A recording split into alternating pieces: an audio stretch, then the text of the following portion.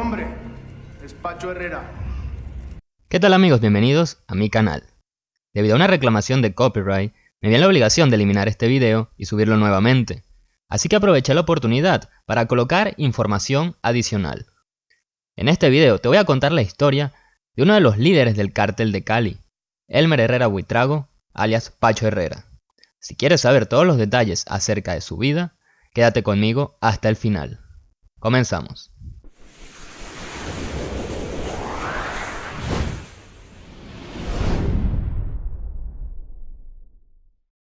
Elmer Herrera Buitrago, o como mejor era conocido, Pacho Herrera, nació el 24 de agosto de 1951 en Palmira, Colombia.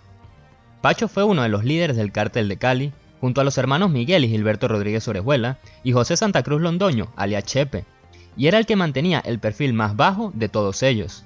Era de contextura corpulenta, medía 1,70 m de altura, trigueño, de ojos negros y cabello ondulado, y era conocido por tener un carácter agresivo. Pacho Herrera logró consolidarse como uno de los principales lavadores de dinero en toda Colombia. También era un gran fanático del fútbol y un muy buen jugador. Con frecuencia organizaba partidos junto a sus hermanos y sus guardaespaldas. Estos últimos eran la envidia de los guardaespaldas de los hermanos Orejuela, ya que mientras estos se trasladaban en motocicletas Yamaha, los de Pacho lo hacían en motocicletas Harley Davidson. Se cree que Pacho es hijo de Benjamín Herrera Zuleta, alias el Papa Negro de la cocaína, el colonizador del narcotráfico en el Valle del Cauca, y que éste lo repudió por su gusto hacia personas del mismo sexo. Típicamente los grandes capos se caracterizan por estar rodeados de mujeres, y no era algo común que un hombre abiertamente gay tuviera influencia en ese negocio, pues Pacho fue la excepción, ya que logró vivir al máximo en ambos mundos. A sus compañeros del cártel no les importaba su preferencia sexual, inclusive llegaban a hacer bromas acerca de ello. Cuando el jefe de seguridad de los hermanos Orejuela, Jorge Salcedo, pidió permiso para ir hasta Panamá para casarse, Chepe bromeó diciendo que Pacho era el único inteligente de ellos porque no tenía mujeres. De la juventud de Pacho no hay mucha información. Se sabe que estudió la carrera de mantenimiento técnico en Colombia y posteriormente en el año de 1975 emigraría a la ciudad de Nueva York, Estados Unidos, en busca de un mejor futuro. Allí conseguiría un empleo en una empresa que se encargaba de la elaboración de piezas para aviones de guerra, desempeñándose como mecánico industrial y devengando un salario de $7 la hora, lo cual estaba muy por encima del mínimo que se pagaba en ese entonces, el cual se encontraba entre 60 y 70 centavos de dólar. Herrera formó parte de ese ejército silencioso de colombianos que lentamente fueron ocupando grandes ciudades de los Estados Unidos.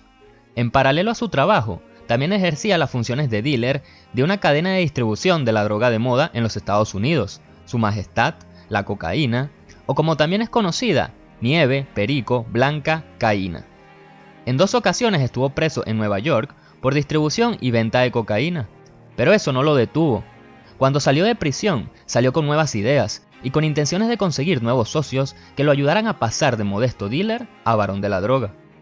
En 1983 regresa a Colombia y a través de José Santa Cruz Londoño conoce a Gilberto y a Miguel Rodríguez Orejuela, con quienes empieza a armar la logística necesaria para meter cocaína en la ciudad de Nueva York, cobrarla, pagar la red de sobornos a los colaboradores en ese trayecto y en acto patriótico llevarse las utilidades en efectivo para su natal Colombia, para ser reinvertidas y debidamente lavadas, para dar la impresión de que provenían de actividades lícitas.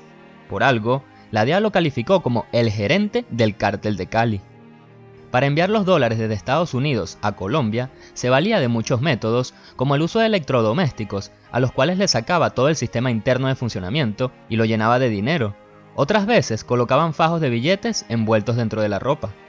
También compraban motores de segunda mano en los Estados Unidos, le sacaban algunas piezas, lo rellenaban de dinero, lo soldaban nuevamente para no levantar sospechas y posteriormente eran enviados a Colombia. Más adelante, cuando algunos de estos sistemas fueron descubiertos por las autoridades, comenzaron a utilizar las maletas de doble fondo. Todos estos movimientos los hacía de acuerdo con la filosofía de gestión adoptada por el cártel de Cali, que tenía como principio la discreción. Pacho hizo todo lo posible para evitar los furtivos lentes de cámaras, se negaba a aparecer en público y tenía un reducido grupo social. Todo esto complicaba las pesquisas de las autoridades, ansiosas por ponerle las manos encima. Ahora vamos a hablar un poco de la guerra entre Pablo Escobar y Pacho Herrera. En el año 1987, un hombre de Pablo Escobar llamado Jorge Pavón, alias El Negro, sufrió un atentado por parte de uno de los hombres de Pacho Herrera, llamado Alejo Piña.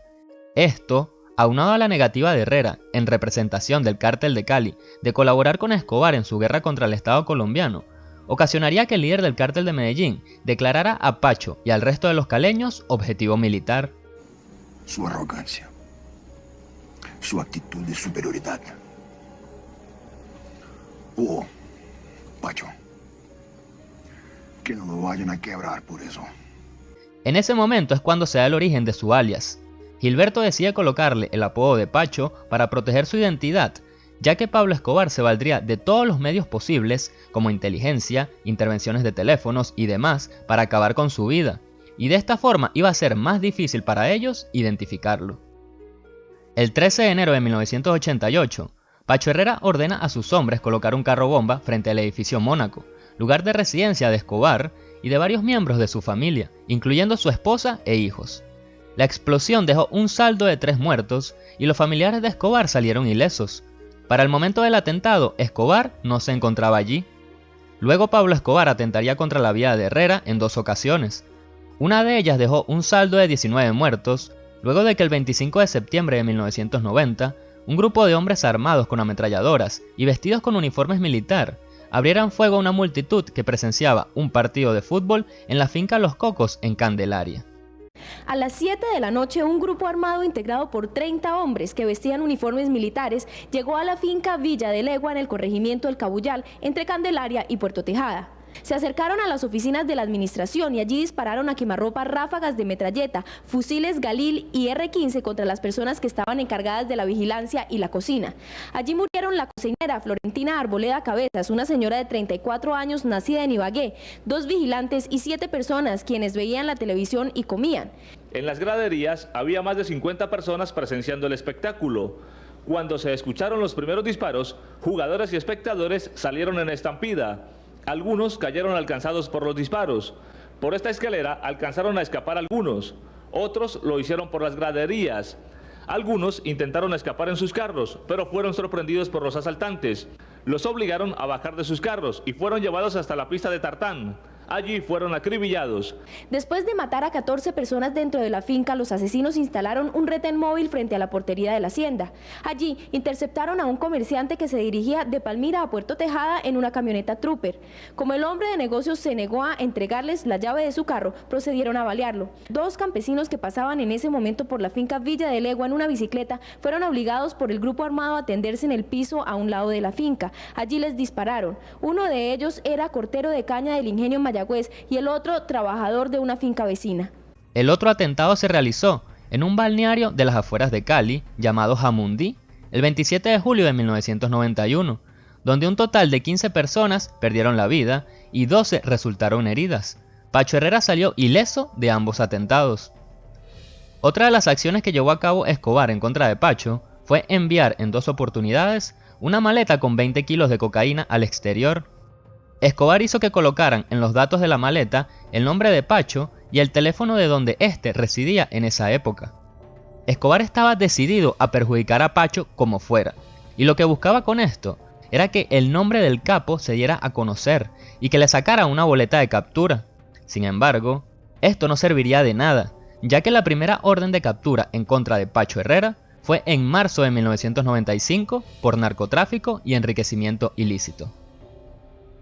Pacho también podía ser un hombre violento cuando se lo proponía. Después de sufrir el atentado en la finca Los Cocos, estaba decidido a acabar con todos aquellos que tuvieran aunque sea un mínimo de participación en ello. Pacho se enteró que los hombres habían pasado la noche en una finca cercana donde habían llevado a cabo todos los preparativos, así que el dueño de la finca era su primer objetivo.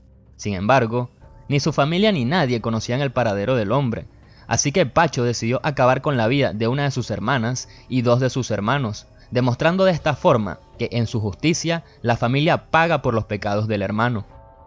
Posterior a esto, acabó con la vida de 2 de los sicarios que participaron en el ataque, los cuales se encontraban esperando juicio en una prisión en Cali. Pero Pacho no descansaría hasta haber liquidado al hombre que le había dado refugio a aquellos que habían puesto en peligro su vida, y luego de 2 largos años y medio, por fin pudo dar con el paradero del dueño de la finca, el cual fue salvajemente asesinado, amarrándolo de pies y manos a 2 camionetas Toyota, las cuales arrancaron en dirección contraria.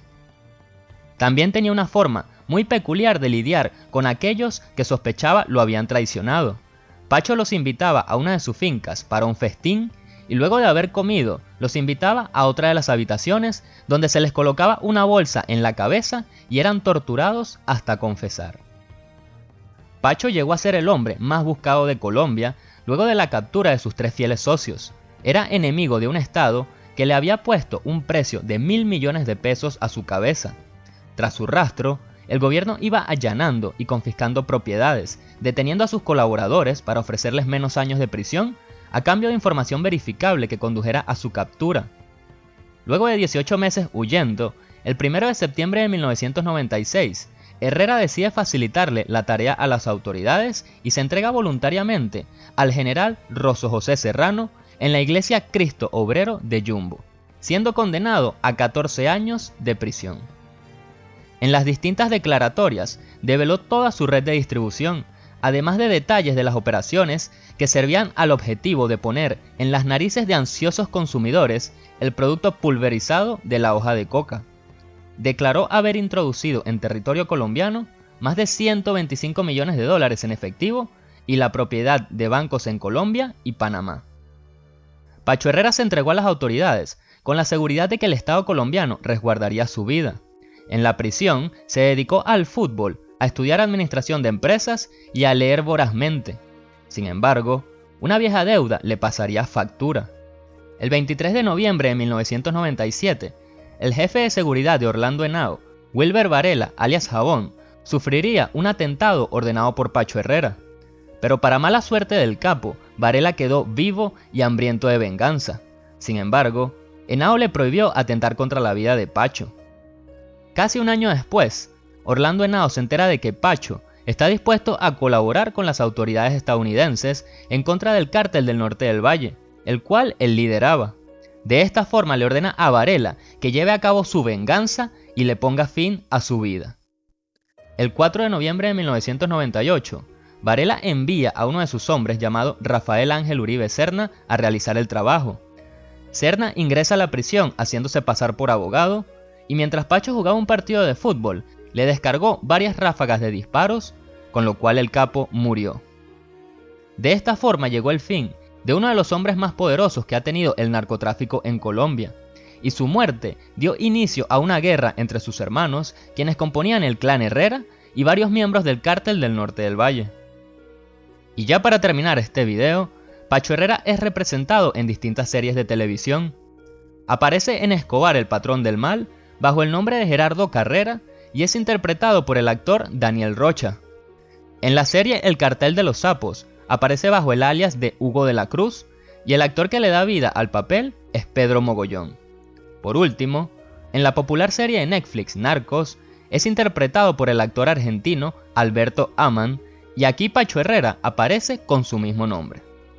Y de esta forma llegamos al final de este video sobre la vida de Pacho Herrera. Espero que te haya gustado y no olvides suscribirte, regalarme un like y compartir el video en las redes sociales, ya que estarías ayudando muchísimo al canal. Por mi parte me despido y nos vemos en el siguiente video. Cuídense mucho, adiós.